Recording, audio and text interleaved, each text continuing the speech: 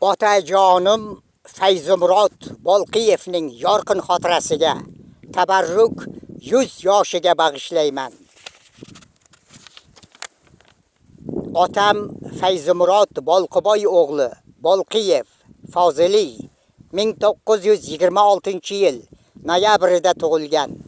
1943-1949-yillar Sovet armiyasi saflarida harbiyda bo'lgan. 1944-yil oyoq va qo'lidan yaradorlanib, davolangach yana jang maydoniga otlandi. Ya'ni 2-Belorussiya fronti janglarida qatnashdi. Vatan urushi jasurligi uchun va g'alabaning yubiley orden medallari bilan taqdirlangan.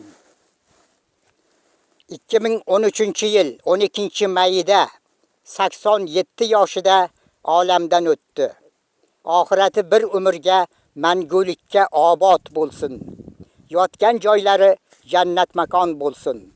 Allohim o'z rahmatiga olib shohistay jannat qilsin. Amin. Allohu akbar. E'tiborlaringiz uchun rahmat. 2026-yil 5-avgust